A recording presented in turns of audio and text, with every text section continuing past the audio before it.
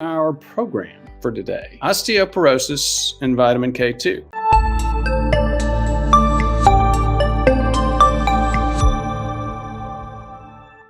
Osteoporosis is prevalent with aging, and as most of us know, it's a much bigger issue with women than it is with men, 3 to 4 times more likely with women. There are 25 million people in the U.S. diagnosed osteoporosis right now. There are more than 2 million fractures per year in the U.S. attributed to osteoporosis. One of the major risk factors is blood thinners, especially the ones that are called vitamin K antagonists. And we'll get some clues on why that's the case in just a few slides. Now, how about the NOACs? Xarelto, Eliquis, not an issue there. They are the non-vitamin K antagonists, blood thinners. Those are the things that I recommend that you consider, for example, if you have atrial fib. Atrial fib, like prediabetes, like osteoporosis, like diabetes, is one of those things that the vast majority of people that have atrial fib don't know it. If you've ever noticed your heart doing this, and if you've noticed it more than once or twice per year, especially if you're age 50 or above, you're very likely to have paroxysmal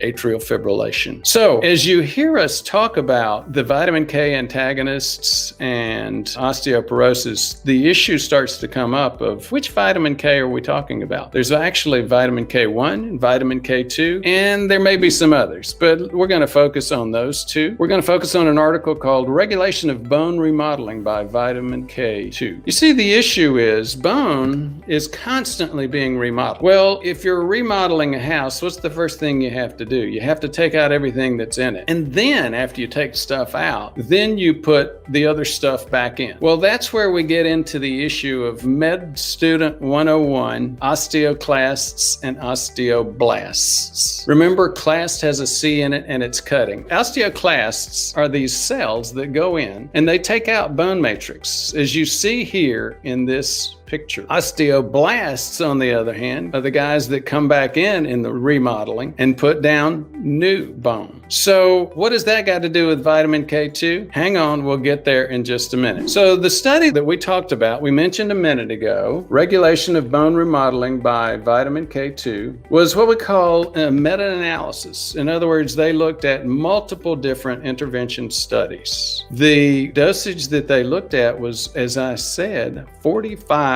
milligrams of vitamin K2 per day. They saw that as the minimum effective dose to prevent osteoporosis. Let me just go off script for a second. I don't plan to talk a lot about bisphosphonates today. I expect some questions to come up on it. I don't use them very often, although I do recommend them when they're needed. I expect we'll get some back and forth about those. So anyhow, they looked in this study at a meta-analysis of vitamin K2, and they did see some significant decrease in osteoporosis associated with 45 milligrams or more. Now, as we mentioned earlier, the folks that are talking about vitamin K2 for prevention of cardiovascular disease are talking about 250 to 300 micrograms. 45 milligrams is 150 to 180 times higher. So those of you that are worried about taking 400 micrograms, I doubt that's going to be a problem. No toxic effects were noted. So the results of these studies show that vitamin K has the potential to suppress bone resorption or turnover by inhibiting osteoclast-induced bone resorption and increasing osteoblast activity. So you remember we went into that issue of cutting down the bone like you're cleaning out a house and then putting stuff back in, and the osteoclasts cutting it out and the osteoblasts putting it back in. Well, vitamin K2 decreases osteoclast activity and increases osteoblast activity. And when you think about it, obviously osteoporosis in and of itself is an imbalance in osteoblast and osteoclast activity. Now, back to the script and mentioning bisphosphonates. Combining the vitamin K2 with vitamin D3 or bisphosphonates showed an additional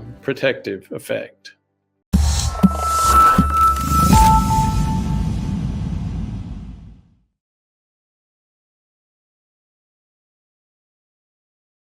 Continue to get great feedback regarding the webinars, and here's why.